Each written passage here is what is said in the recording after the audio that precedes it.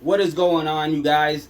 This is your internet wrestling champion here, back again for another video. Probably my second video like this. I think I'm going to start doing more content like this, just be a little more personal with the audience, with my 20-something subscribers. I'm grateful for all of you, by the way. Anyways, we had big news this Friday, alright? Lots of big things happening this Friday. Lots of big seeds being planted. We had our second 3-hour Smackdown of the year. And I gotta say, it's really looking like WWE is trying to win our favor and win our forgiveness for 2026. Right now, we're here to talk about the title change that happened in the 3 stages of Hell match last Friday between Drew McIntyre and Cody Rhodes. And boy, I don't think anybody saw that coming. That title change, well, spoiler alert, by the way, that title change was crazy, and they did it perfectly in my mind. They did it exactly how they needed to if they wanted to surprise a very savvy audience like the modern WWE fan today. They didn't do it in, I think, barring a house show, this was probably as random of an event you could have done it on. The last time I saw something like this was probably 2019 when Brock Lesnar beat Kofi Kingston, on the Fox debut. I remember that was the last time they had a title change on SmackDown, and the last time before that was Brock Lesnar again when he beat Kurt Angle in 2003 in the Iron Man match. I think doing it so rarely clearly makes it special, and doing it somewhere like Berlin, not even in an American audience, doing it in neither of their hometowns, I think that was a very good decision on their part. It's a way to mix things up. It threw a freaking curveball at all of us, threw a wrench on all of our fantasy booking for WrestleMania. Throughout the entire show, Ensemble Wrestling kind of put it best. He said there were a lot of interviews going on throughout the show, and there really was, but I wouldn't say all of them were excessive. Maybe a few, like 1 or 2 of them might have been, but they all had a very specific purpose to serve. It was to build up just how the rarity and the illusion of the 3 stages of Hell match. Because the last time this had happened was 12 years ago. I think it was Extreme Rules 2013. I'm pretty sure they brought that up. I'm pretty sure they brought that up. I wouldn't be surprised if they brought it up several times. It's the type of thing WWE does. They like their statistics. But yeah, I remember it was in 2013 against Ryback and Cena, between those two. That was the last time I saw 3 stages of Hell match. So I like how they really built this match up throughout the entire night, getting interviews and opinions and thoughts of very valid players. These are big players. This isn't a mid-carder's opinion or a random talent's opinion, who doesn't show up a lot. They got the opinion of Sami Zayn. They got Drew McIntyre. He did show up, but they did get Damian Priest right before him. They had the opinion of Damian Priest. They had the opinion of Matt Cardona. They had everybody trying to chime in and give their thoughts on who they think, their predictions. They all said the same thing. It doesn't matter who wins. Whoever it is, they're still coming for the title. And I like that. I like how much talent that they've injected into SmackDown. I understand it's for the 3-hour time change. And I like that they inserted so much talent immediately into the discussion of the World Championship. Names like Trick Williams, Randy Orton, Matt Cardona, Sami Zayn. I think this is really doing a great job building up the championship, the roster, and all while building up the rivalry and the match that they have set up for the end of the night, which was the 3 stages in Hell match. Now, fast forward to the match itself, and this was maybe, 20 minutes? No, this went on for an hour, apparently. I can't believe it went on as long as it did, because it felt like a short match, but it was really fun, It was a fun match. The first stage was a regular match between the two, it was just a pinfall match. And Drew McIntyre, in the middle of it, I remember they were in a bit of a tussle, and he pulled off the you know, the turnbuckle, the little padding on the turnbuckle, and he had the referee distracted, right? Because he did it deliberately to make the referee see him, so he would go and try to fix it and get distracted. And while he does that, he pulls a good old Cena and kicks Cody right in the balls, you know, when the referee wasn't looking, and he hits him with a Claymore, and he gets the first pinfall out of the two, which was, you know, everybody, I think, at that point were thinking, okay, clearly Drew McIntyre is going to lose. If he got the first pinfall, he's probably going to lose. And fast forward a little bit, they end up fighting. They end up going outside into the crowd. And this is just an all-out brawl, you know, fists, lefts and rights being thrown. People were getting clipped with lefts and rights. They eventually spill out into the crowd. And they get into the part of the audience, the section where when people are making their entrance in and they go to find their seat, the tables come out, and Cody Rhodes has Drew McIntyre laid on the table, you know, just sprawled out.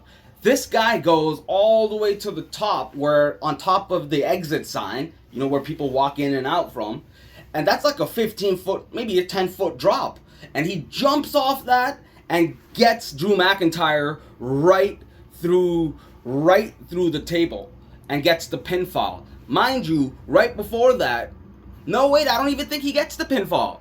Does he get the pinfall? It was either he got the pinfall there, or he missed that pinfall, and it was after, where he hits a crossroads on top of one of the announcers' table. So keep that in mind. Drew McIntyre kicked out of one of those two, and I'll admit I can't remember which one. I'm pretty sure he got the pin when he dropped through the table and did that frog splash. But either way, he gets the second pin. And fast forward, they now wind up in the steel cage. And it's a back and forth, you know. At this point, this is a toss-up. I remember at one point, they wind up at the top of the cage. You know, they always wind up at the top of the cage, right? They're just hitting each other, getting hitting each other while sitting at the top of the cage, and Cody clocks Drew and gets Drew back into the ring, right? Drew falls from the top of the cage into the ring.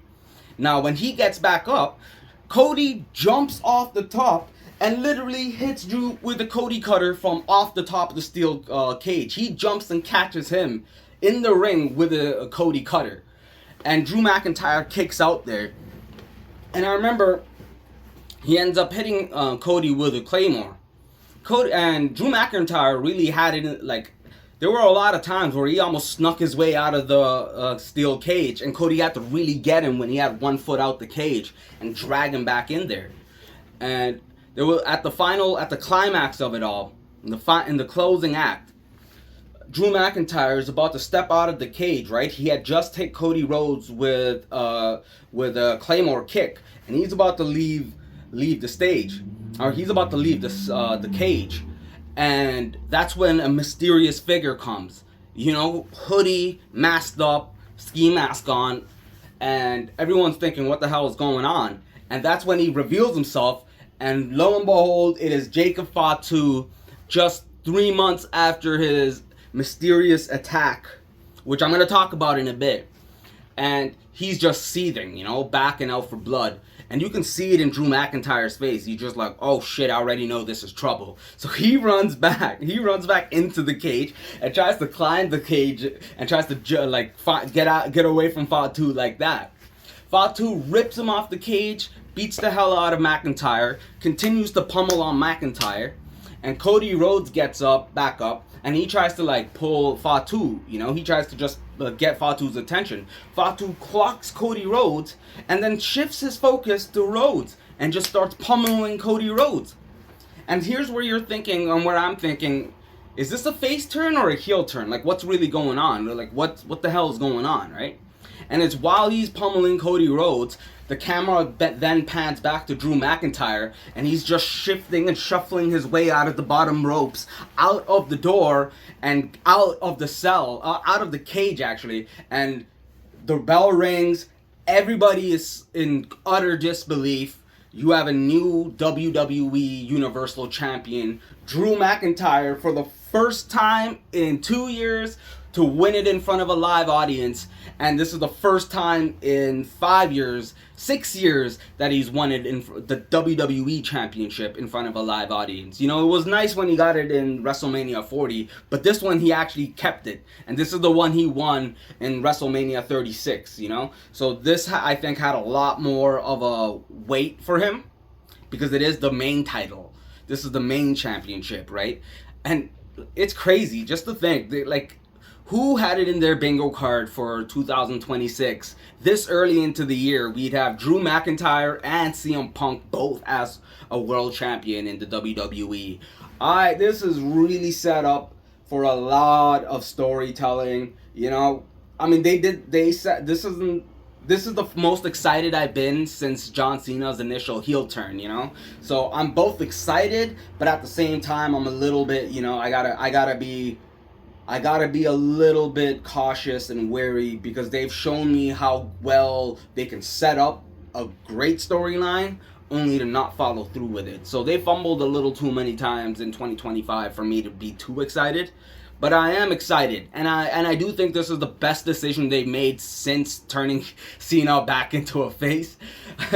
This is the first good decision they've made in a long time, unfortunately for me to say, man. At least in my opinion. I'm not speaking on behalf. I'm not speaking absolutes here, but all in all, I think it's a very, very good ending. Very strong episode. You know, there was a lot more going on in the episode. I'm just here mainly talking about the championship win and the change, you know, what that can mean. I noticed a lot of people were wondering what the hell Fatu was doing attacking Cody. And hear me out. This is where my theory comes in. I think it was Cody Rhodes who attacked Fatu initially.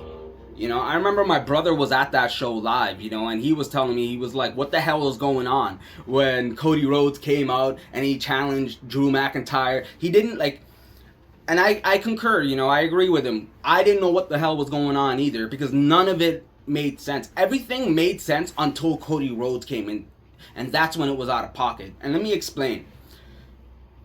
Drew McIntyre attacking Fatu made sense, because the week before that, or 2 weeks before that, Fatu made his return after a hiatus for a month or two and beat up Drew McIntyre in a little scuffle, you know? And then he started talking about, and then he got put into a #1 contender match with Drew. So Drew taking him out before the match makes total sense for a scoundrel such as Drew McIntyre, you know? It totally in line, totally his MO. But what didn't add up is, while Nick Aldis was confronting Drew out there in the ring, Cody comes out and he's just like, Drew McIntyre, you know what you did. We know what you did. And he's like, if you want a championship, oh yeah, you know what, let's do it right now. Impromptu. He didn't give Drew McIntyre a chance to explain himself. He didn't even give him a chance to talk. He just blamed him and immediately put his title on the line, which he then proceeded to disqualify himself for. You know, it's all seems like sly manipulation for me, you know, and maybe that's deliberate. Maybe it's all just to make me think that it was Cody Rhodes for a different storyline, you know, all subversion. I could totally see that being the case. I think it would be really cool if this was really a segue into a downward spiral for Cody Rhodes and a heel turn. You know, I think this is a great setup for it, because he got screwed out of his title. You know, he keeps getting screwed out of the title when he holds it. John Cena screwed him out of the title. Fatu screwed him out of the title again. So, and especially now that the sentiment for Cody is kind of starting to shift, I think people really... It's not that they dislike Cody. I think Cody's character so far it's been positioned in a way where it works best when he's the underdog chasing the title, whereas when he's, you know, the champion like myself, some people just can't take the pressure, yo. Trust me. Trust me. But I think this was out of pocket for Cody.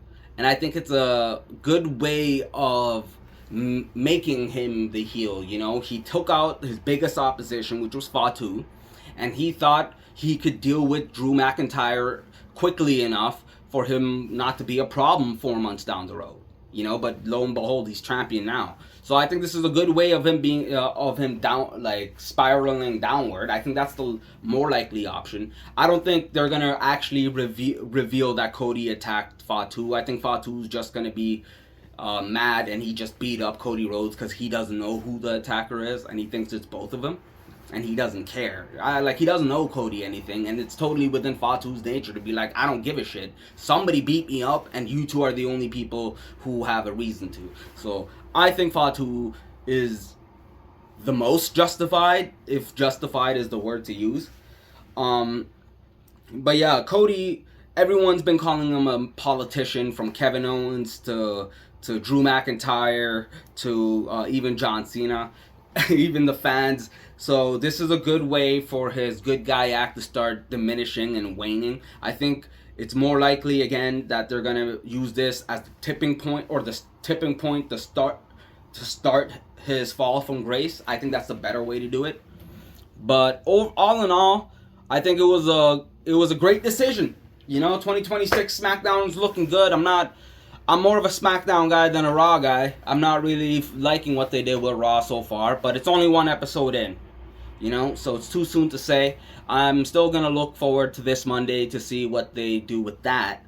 But all in all, I guess the signs were all there, wasn't it? The way they bigged up the match, the fact that CM Punk won his title match, there was no world title change. They kind of planted the seeds and gave us the signs coming to this final stretch of that last hour of the episode. Anyways, guys, that has been my thoughts and feelings about the title change. What do you guys think about the title change? Who do you guys prefer as the WWE champion? Are you happy that Drew got it, or are you a little peeved that they took it off of Cody this soon before WrestleMania? Who do you think is gonna fight for the title in Royal Rumble? Let me know what your road to WrestleMania 42 looks like, what you have on your bingo card, and we can discuss it in the comment section below. Until then, you guys, this has been your Internet Wrestling Champion. Peace out.